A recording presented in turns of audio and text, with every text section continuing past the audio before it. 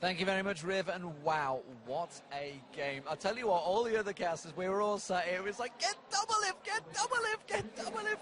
You were like, no, get away from Doublelift, don't touch Doublelift. And well, I wanted a game 3. It seems they didn't touch Doublelift.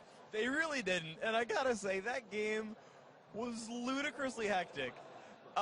You know, I'm trying to set up replays for the post game to talk about stuff. That one. No, they used that one. I think about 15 times it was, all right, this fight. No, never mind that fight. We want this fight. No, never mind that fight. We want like the entire game is a highlight reel of like amazing team fights. Fantastic, fantastic match, and really, and you know, Jack really just hit the nail on the head.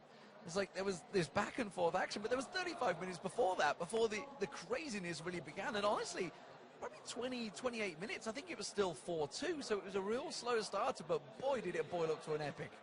And it was funny as well, sort of, how each team accrued their advantages as well, because you actually saw that same North American early game of doing a great job in lanes, of getting, I think, superior ganks overall. The Requiems were a really big impact, but the European squad actually controlled Dragon straight for a while, and they were winning in gold, I think, actually, a large portion of that game, even though it felt like they were losing every fight. Yeah, absolutely fantastic stuff. So let's check out really some of the key matches, key parts really of that match. It's hard to pick a singular one, but when there's a pentakill involved, it kind of speaks for itself.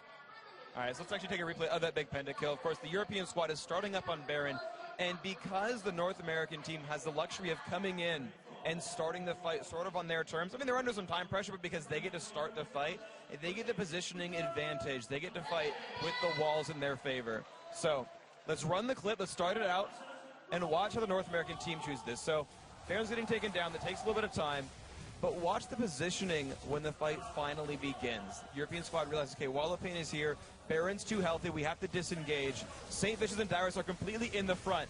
Diamond and Soaz jump on the back line, but they're only getting Skara. Skara hugs the front of Cataclysm, gets a little bit into the team, and no one is still hitting Belt because he has the entire team in front of him. He jumps the wall to pick down Yellow Pete, and now he says, okay, I'm going to wait for cooldowns, I'm going to wait for Arcane Shift, and wait for Yellow Pete to revive, jump on him again.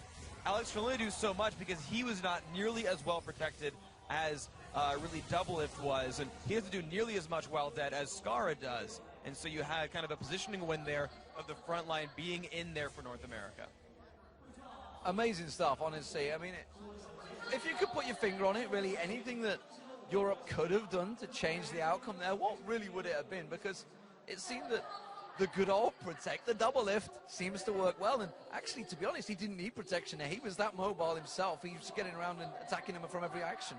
I think what they should have done is sort of realized their team fight priorities a bit better, because you're not going to catch Blue Ezreal, right? He's going to Arcane Shift away. You've got the Iceborne Gauntlet. You're not going to catch Blue Ezreal. It will not happen. And if you go and send Soaz and Diamond to dive Skara, you'll eventually kill him, but do you really care about killing a Karthus while all of your frontline is sitting in Defile? If they said, you know what, we'll kill Dyrus and Saint, right? And both those champions have % health damage. Both those champions can actually kill Dyrus and Saint.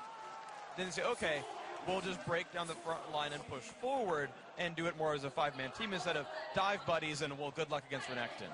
So, unfortunately, of course, that means that Europe are now out of the All-Stars, and they don't even get themselves a bye in the World Finals, so whoever does get through to them World Finals are not going to get a bye, they're not going to get that extra place.